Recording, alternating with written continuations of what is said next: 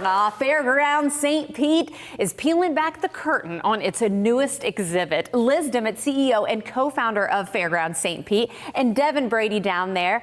He is the latest to add one of his artwork to the Fairgrounds St. Pete, and also, by the way, is a Hillsborough County Fire Rescue captain, so double duty there. We're so glad that you're with us today, though. First off, good morning. How's it going? Thank you for having us. Good. Let's go ahead, dive right in. People are probably seeing something spinning in front of me, wanting to know what this is about.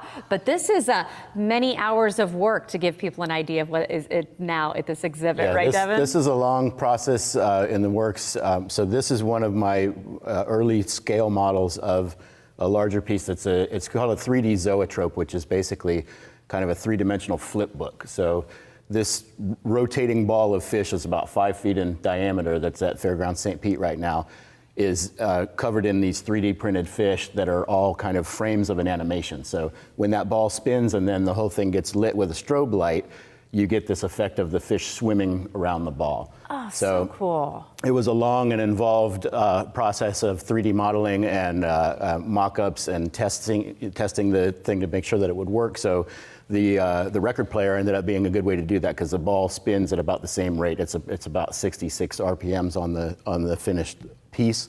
So I used the record player as my mock-up to make sure that things were working the way that I wanted them to work. I love seeing this behind the scenes of it actually happening and coming in together. And before we dive more into this exhibit and how you were able to do it, I'm fascinated how it fits in to the mantra of Fairgrounds St. Pete and what you hope to achieve with the Sea Life venture, does it not? Yeah, so Fairgrounds really celebrates weird, wacky, wonderful Florida. And along that, we have a very mermaid-heavy aquifer system and our waterways, theme going on. So we're all about that.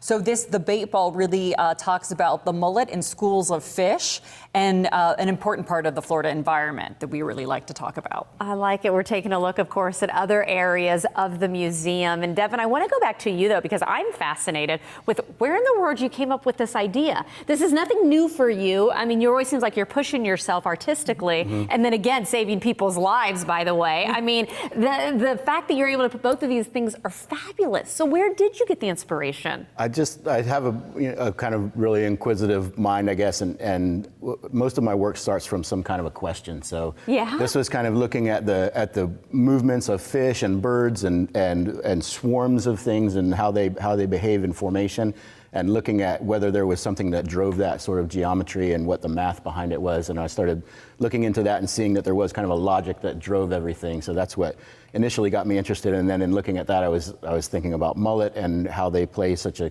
pivotal role in the ecosystem of Florida. Right. So that was where the inspiration came from. Such a cool idea. I'm fascinated how you were able to make it. And in fact, I know we do have one of the fish, as you said, that is to give you the idea of the size, if you will. This helped me see it a little bit as we're taking a look right now at one of the fish. And really the bait ball, have you received any feedback yet?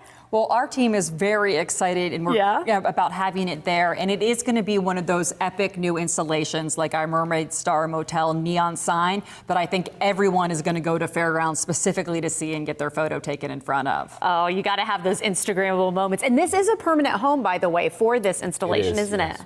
And so, because I know you had it at a Gasparilla Festival at one point? It was a Gasparilla Festival of the Arts. And it was originally built to travel in a shipping container, and then we pulled it out and adapted it to the environment that they have there at Fairgrounds, so it'll be a permanent installation there. Are you working on something else already, or do you have them idea? I've always got things in the works. He always does, you can tell, and wheels are turning, literally, no pun intended. Devon, I'm so glad I got to meet you and talk about this fabulous exhibit, and again, talking about Fairgrounds St. Pete is just a fabulous place to check out if you haven't done so yet. Again, 70 plus local artists are supported with this museum, so go check it out for yourself, and again, thanks for coming in today.